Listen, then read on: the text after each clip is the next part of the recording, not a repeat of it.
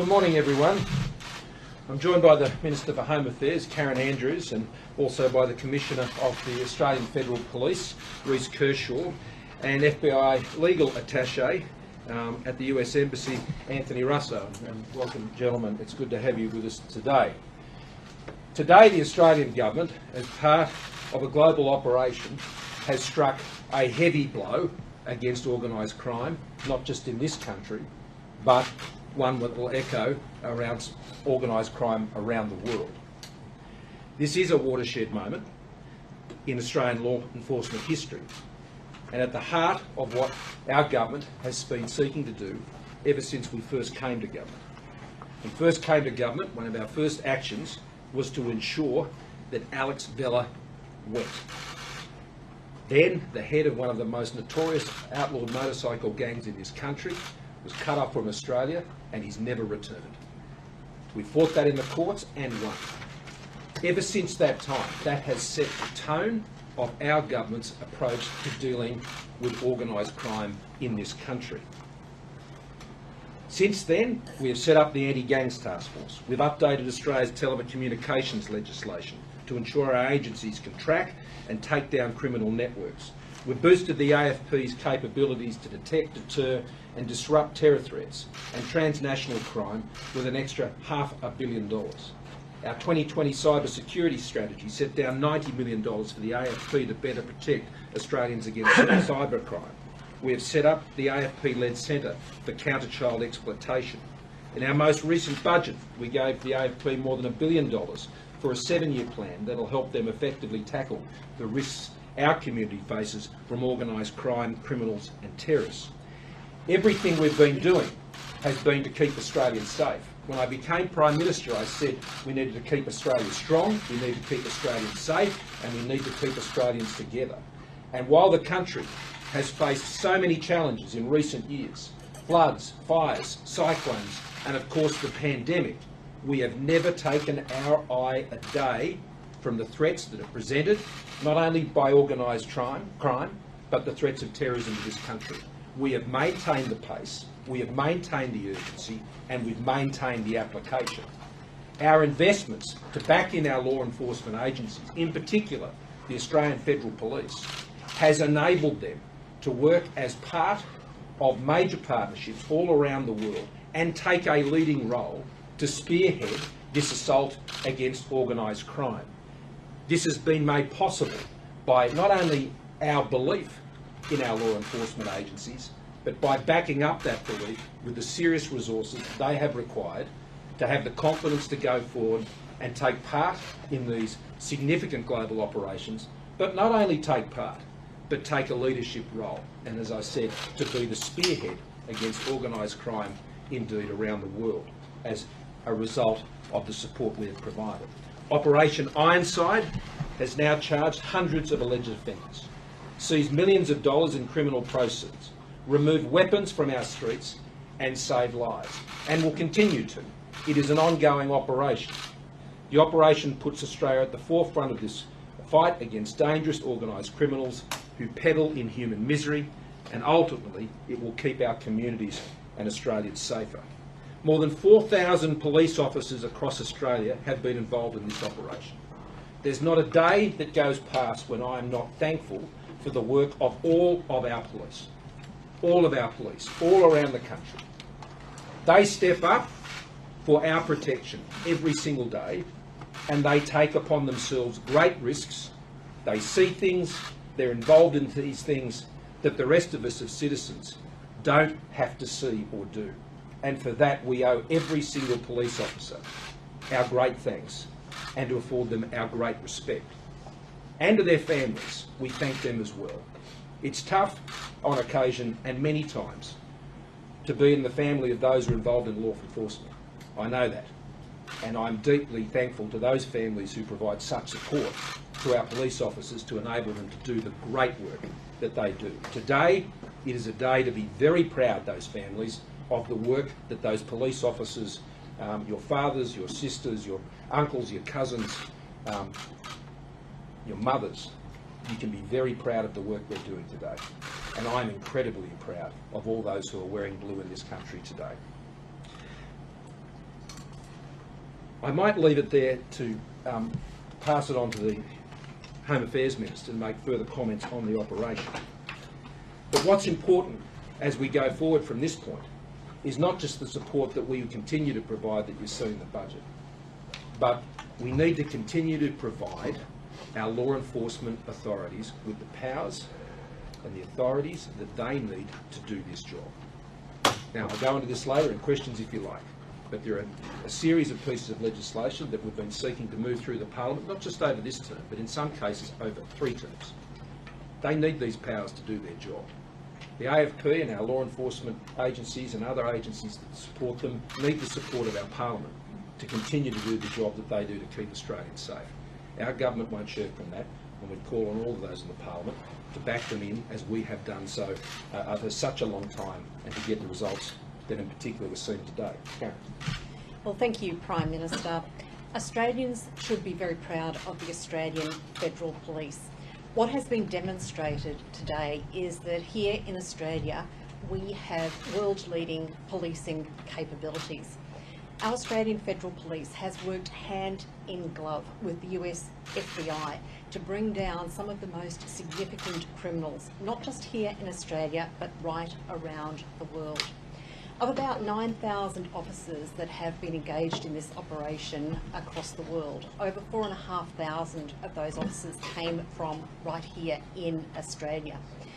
The relationship that we have been able to draw on, particularly with the FBI but other agencies across the world, has led to the most significant operation in policing history here in Australia. Some of the statistics, and I will ask Commissioner Kershaw to go through those in more detail, but some of the statistics are quite frankly astounding. There have been over 500 search warrants executed. Already there have been over 200 offenders who have been charged, and the charges laid amount to over 500 themselves. There have been 21 threats to kill that have been disrupted and stopped. 104 firearms have been seized, and there has been over $45 million in assets and cash seized. So this is a considerable operation. We are very fortunate in this country to have policing forces that are of the capability of the Australian Federal Police. And I will ask now Commissioner Kershaw to add some more detail in terms of the operation that has taken place. Thanks, Commissioner. Thanks, Prime Minister and Minister. The AFP's Operation Ironside has allowed the AFP to inflict maximum damage to serious organised crime, with devastating consequences to those who seek to do harm to Australians and Australia's interests. And today Australia is a safer country because of this unprecedented AFP-led operation. As the Minister stated, more than 4,000 officers from law enforcement in Australia have been involved in executing over 525 search warrants in every mainland state in Australia. And Ironside has arrested and charged who we allege are some of the most dangerous criminals to Australia. We allege they are members of outlaw motorcycle gangs, Australian mafia, Asian crime syndicates and serious and organised crime groups. We allege they have been trafficking illicit drugs into Australia at an industrial scale. Sadly, criminal gangs are targeting Australia because it is one of the most profitable countries in the world to sell drugs. And for 3 years, this operation has been covert. Australian law enforcement has been arresting and charging alleged offenders, and we have prevented tons of drugs from coming on shore. We have arrested the alleged kingmakers behind these crimes, prevented mass shootings in suburbs, and frustrated serious and organised crime by seizing their ill-gotten wealth. As of today, we have charged 224 alleged offenders, including 525 charges laid, shut down 6 clandestine laboratories, acted upon 21 threats to kill, including saving a family of 5, and seized 104 firearms and weapons and almost $45 million in cash. And these figures are likely to increase over the coming days. Collectively, these alleged offenders are facing jail terms that could run into hundreds of years, and some of the charges they are facing carry life imprisonment. Can I thank the police commissioners across Australia who have provided their support and resources for this unprecedented operation in the AFP's 40-year history. And Operation Ironside has been enabled by the extraordinarily smart individuals within the AFP and the unique global reach the AFP has with law enforcement based in 33 countries. Globally today, this operation has seen over 9,000 law enforcement officers deploying to the international effort. And essentially, the long arm of the AFP has to get longer so we can keep Australians safe at home and develop the next Ironside. And this operation was born out of the close, long-standing partnership between the AFP and the FBI. Our relationships and international network were mobilised, and it is these partnerships that have made this operation a success. Partnering with the AFP had access to a new encrypted application named Anom and began running it without the knowledge of the criminal underworld. And the AFP provided the highly skilled technical staff and capability to decrypt and read these encrypted communications sent over Anom, real time, giving law enforcement an edge it had never had before. Essentially, we have been in the back pockets of organised crime and operationalised a criminal takedown like we have never seen. The use of encrypted communication apps presents significant challenges to law enforcement, and Anom has given law enforcement a window into the level of criminality that we have never seen before on this scale. This was a small platform compared to other encrypted platforms, and we know that other bigger encrypted communication platforms are being used by offenders to carry out their crimes. And we will work with governments and other agencies to combat the enduring threat of organised crime, ensuring we can continue to innovate and have the technology to disrupt and arrest those who seek to do Australians harm. And I have a message for the criminals targeting Australia and Australia's interests. The AFP will be relentless. We will outsmart you. We will be a step ahead. Operation Ironside is just the beginning, and the AFP is living up to our maxim of keeping Australians safe. Thank you very much, Commissioner. I'm going to ask Anthony Russo to make a few remarks. Good morning, everyone. I'm proud to represent the FBI and stand here today with our Australian colleagues. As you've heard this morning, the law enforcement actions taking place throughout Australia are the result of significant multi-agency, multinational investigative activity. In today's world, crime continues to transverse international borders. The threats we face are too diverse and too complex for any one organization to tackle alone. The FBI and our law enforcement partners across the globe recognize this significant challenge and continue to evolve to overcome the complexities presented by the transnational crime that affects us all. Over the years, we have learned that working together is not just the best option, it's the only option. Partnerships are at the core of everything we do. In just a few hours, you will be hearing from our partners at Europol, including FBI Assistant Director Calvin Shivers from our Criminal Investigative Division, to discuss what has been happening in Europe during the course of this investigation. And when you wake up tomorrow morning, the press conference in San Diego, California will have already concluded. Special Agent in charge of our San Diego field office, Suzanne Turner, will have explained the origins of the investigation, and you will know how we got to where we are today. It has been said that the most effective weapon against crime is cooperation.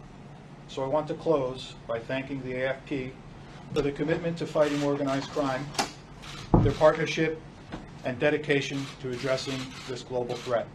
Thank you. Thank you, Mr. Russo. Just in conclusion, then we'll take questions on the operation while Mr. Russo and the Commissioner are with us. People sitting at home might be thinking, what can we do to help the AFP in this battle against organised crime in this country? I want to make a few comments about illicit drug use in this country. There's nothing social about illicit drug use in this country. It fuels organised crime in this country. It fuels human misery in this country and in many parts of the world. There's nothing social about it. It's dangerous. And all of us have a responsibility. All of us have a responsibility in our own relationships, in our own families, in our own communities, to be doing what we can to encourage positive behaviours that don't indulge illicit drug use. Illicit drug use ruins lives and it fuels organised crime. You heard it from the Commissioner himself. The reason Australia gets targeted by these criminal gangs is because they believe they can sell their wares. they believe you will be a customer and that you would be inviting them to come and peddle this in our country, on our streets, in our cities, in our regional towns. This reaches right across the country. It's a very serious issue.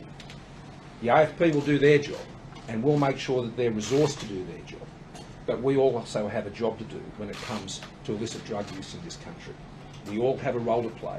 Let's keep Australia safe. Let's ensure that illicit drug use in this country does not steal our futures, and particularly for our children.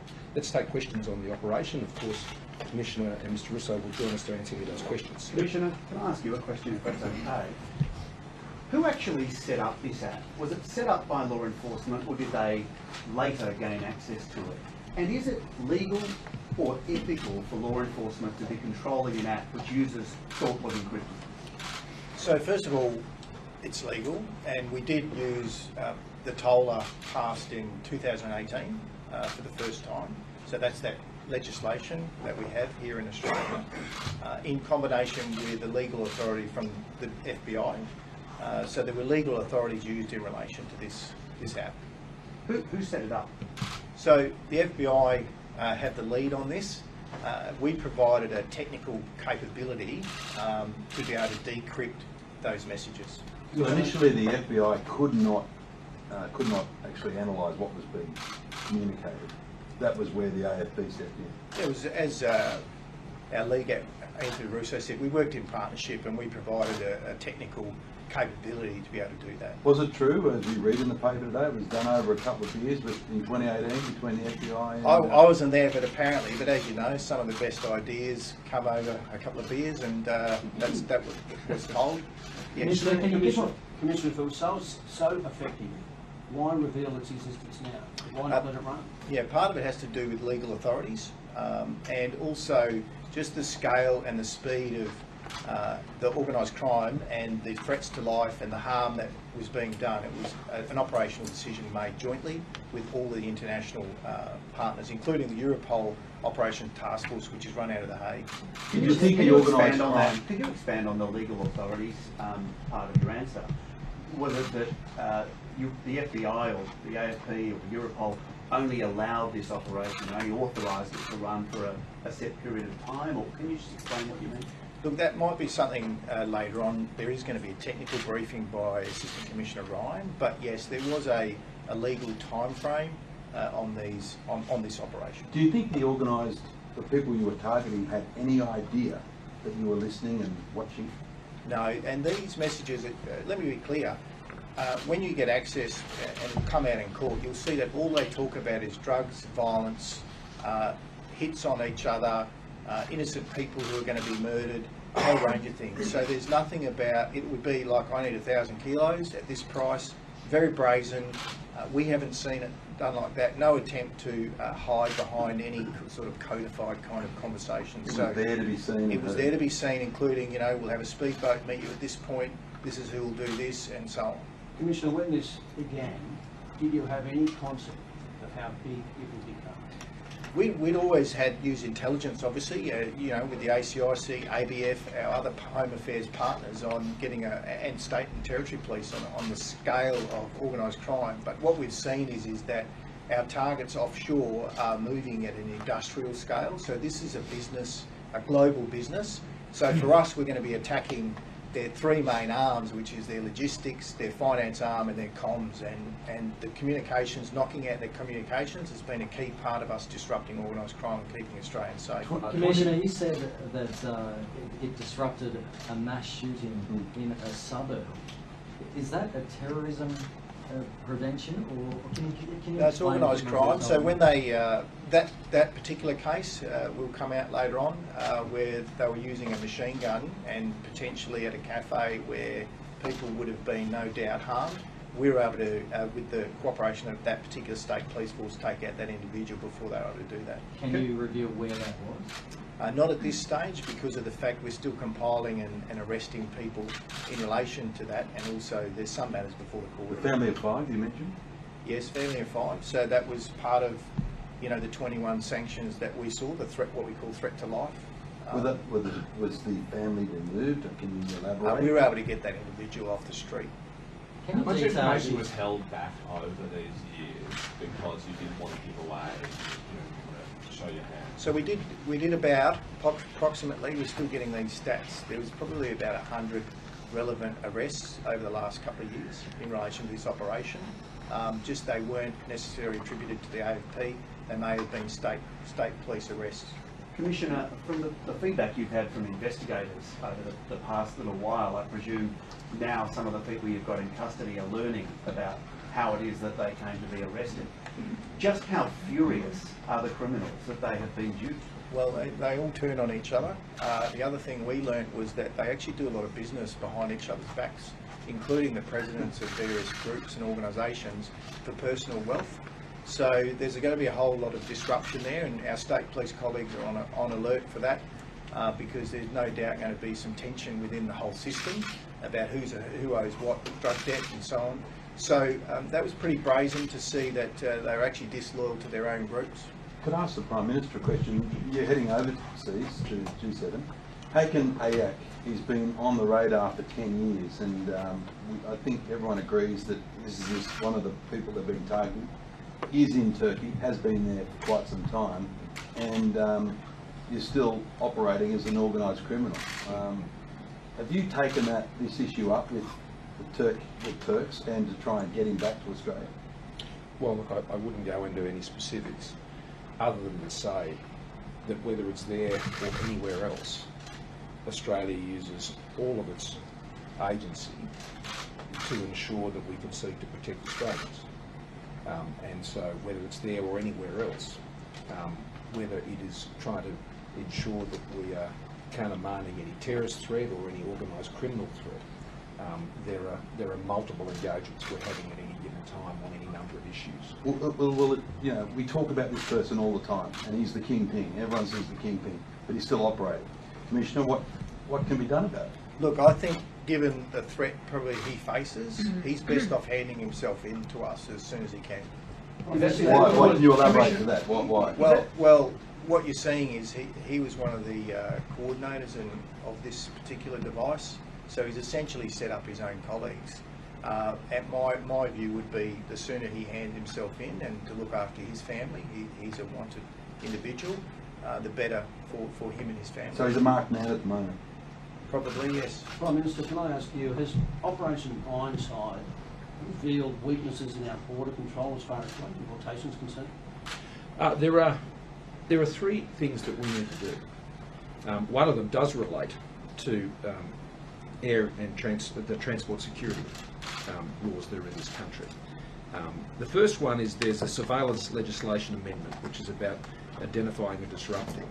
And the AFP and the ACI seek powers to combat serious crime on the dark web, and in circumstances where anonymising technology is making detection and investigation of serious crime increasingly difficult. We have law in the Parliament at the moment which does not have bipartisan support, which we need support for to give them powers to do that. The Telecommunications Legislation Amendment, International Production Orders Bill, that's cross-border access to electronic data, enhancing the effectiveness of Australian investigations and prosecutions of serious crimes, including serious terrorism offences. That bill is there. That does not have bipartisan support. We need it passed. And the third one is the Transport Security Amendment of Serious Crime Bill. That is the bill that is needed to stop organised criminals getting access to our wharves and to our airports. We have sought to have this bill passed through 3 successive parliaments, and it still continues to be opposed by Labor. Now, this is critical to ensure that criminals don't get onto our wharves, that they can't access security credentials and things of that nature. I don't know why they're being protected. I can't give you an answer to that. We want to shut it down. We've been trying to do it for 3 terms of Parliament, and it's time that these 3 bills get bipartisan support through the Parliament so the Commissioner and the other commissioners around the country can better do their jobs. But that said, as we have significantly increased our investment in detections at the border. We have significantly put in place the scanning technologies and the many other technological means, budget after budget after budget, to ensure that we can give not just the Commissioner of the Australian Federal Police, but also of the Australian Border Force, which we established to do that very job. But when our laws, which we don't have bipartisan support for changing, allow criminals to be able to get credentials and be able to be on our ports, then that is something only the Parliament can shut down. And that's what we need to change, and it should be passed now. Question for To be Mr. clear, Russo, any please, sir. Trusted Sorry. insiders in Australia's airports and ports caught up in this operation. Were communications with those people nabbed in this? Yes, but I can't go into specifics because that's ongoing, but we've certainly established that serious and organised crime have been able to infiltrate that supply chain, and that's something we'll be working with the Border Force, Home Affairs and the ACIC on the wash-up as part of our intelligence, and there probably, as I said, will be more arrests in relation to this. Can I please ask Mr. Russo? Can I just add to that? I mean, and further the earlier answer. There was a 2019 assessment done in December by the ACIC. It identified that 227 individuals holding an ASIC or MSIC, the security permit required to work in sensitive areas of airports and seaports, are recorded on the National Criminal Intelligence Target List, including 167 outlawed motorcycle gang members and associates. That's why we need to change that law, and that's why I needed supported by the Parliament. Commissioner, did this uncover any corruption? When you say corruption, Like police officers or other high-ranking individuals? we have been working with the Australian Commission for Law Enforcement Integrity, so where we have had intelligence in relation to that, we pass that on to them. That'll be something, again, down the track we'll be able to come back to you on with what's occurred there, but we have seen that trusted insider threat, and we've identified some entities and some individuals. But Commissioner, is it fair to say that there were police officers or law enforcement officers who had downloaded this app or were using a handset thinking that it was an encrypted app? To my knowledge, not law enforcement officers. Over the back. Thank you. Commissioner, what kind of inroads has this operation allowed you to get with ransomware? Because obviously that's kind of cutting edge in terms of organised crime at the moment. Well, obviously, ransomware is probably a whole different, it's a cyber crime, and we know that that's on the increase. I mean, we just encourage Australian individuals and businesses to report it. We think it's underreported. There's some allegations, and we have the Bureau here, but I don't want to get Mr. Russo, our legat here, to answer this, but we know there's some state-sanctioned ransomware attacks or by organised crime, and we know they live in hostile countries, but again, we're working in a partnership way with all of our international agencies when we get a complaint. Prime Minister, if I can ask you, a couple of years ago Australia passed some, in some circles considered controversial legislation to do with accessing encrypted messaging apps. Is it the case that America has chosen us as a partner in this operation because of our perhaps legal capability rather than our technical capability? In other words, were we able to do things that other countries were not legally able to do? Well, I'll leave it to the United States in their various media statements to say what they wish to say. What I know is the Australian Federal Police and our state law enforcement forces are the best in the world. And that's why countries such as the United States choose to partner with us. And certainly, as a government, we make no apologies for ensuring that our law enforcement authorities have the powers and authorities they need to stop criminal thugs and gangs. So, You said in the statement that there's likely to be extradition requests. We were talking about a certain individual earlier, but can you go into any more detail on who will be sought from overseas jurisdictions? Look, not at this stage, given the fact that there's resolution happening within Europe and across the world. So once that's complete, we'll be in a better position to be able to either put something out publicly or once we do go overt on some of those targets. Commissioner, are you able to clarify further on those laws whether Australia was in a better legal position than many other countries perhaps to assist on this operation? Well, I think we've used the laws operationally and successfully to protect Australians. That's a start, and as the Prime Minister stated, we're really encouraging the Parliament to pass that SLED bill in particular and the IPO bill, because we need to be ahead, we need to be a step ahead, and encrypted comms and going dark on the dark web, as you know, there's multiple crimes. If you go on there right now, you can purchase whatever you want. There's proliferation of child sexual abuse material on the dark web.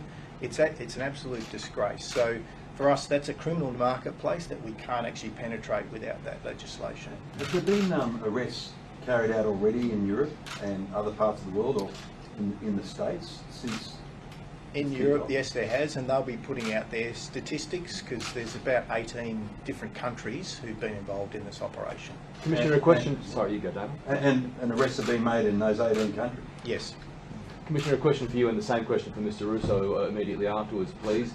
This must provide for law enforcement a huge reset for organised crime. Not only that they have had this app taken away from them right now, but everybody will be looking over their shoulder wondering who is being compromised by your capabilities right now and wondering who they can deal with.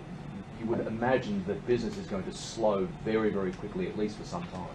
Yeah, so it'll be interesting to see what the response is. But to give you an idea too, one local chapter we've discovered in OMCG, we're making 20 million net a month out of the peddling of drugs into this country. So we know that's going to hurt them, and it'll be interesting to see what the response is. But one of the things we're going to do is now, as I said, this is just the beginning for us. We're going to push through now. There'll be more arrests. There'll be a whole range of things we're going to be able to do as a result of the success of this operation and working with the Bureau. Perhaps, Mr. Russo, from a global perspective, in terms of organised crime, those transnational links between America, Europe, Australia, Asia, how much business is going to slow right now because of this? Well, I'll say this. The criminals should be on notice that law enforcement and partnerships all over the world are resolute in their dedication to collaboration and to continue to evolve our capabilities. And for any organization to function, no matter what it is, legitimate, criminal, or otherwise, the members of that organization have to be able to communicate. And all of those communications cannot be in person. So when criminal organizations have to engage in the logistics of moving their illicit materials, their money, organizing violence, all of that activity has to happen over a communications platform of some kind. And today's announcement and the subsequent announcements over the course of the next day and a half or so should put them on notice that indeed there is a robust network of international law enforcement agencies that are resolute in combating this global threat. The criminal world, I mean, it will tend to be paranoid. I mean, by its very nature. We've just heard from the Commissioner about people doing side hustles behind their boss's back, etc. The fact that this has exposed so many names that you are known, will this not have every criminal who might have been, or even who haven't used this app, be wondering if somebody they're dealing with has, and whether they're being looked at? I mean, it must create a good degree of paranoia and a freeze on business. Well said. Yeah. Perhaps you would like to say something. That is certainly our intent. And as a government, our intention is to ensure our law enforcement agencies working with their partners around the world are attacking these organised criminals at every single point, seeking to frustrate them in every link of the chain. And it is our intention that they are looking over their shoulder, because our law enforcement agencies and the partnerships we have around the world are bearing down upon them. That's what we're doing. We're bearing down upon them. But, you know, this isn't over. This is a long way from over. Others will seek to rise up where others have fallen. And as they seek to take it out on each other, as criminals inevitably do, there will be others seeking to take advantage. And that's why the resource will continue to flow, the support will continue to be there, and the authorities that they need to do what they do every day, and to ensure that Australia can keep winning this fight against organised crime.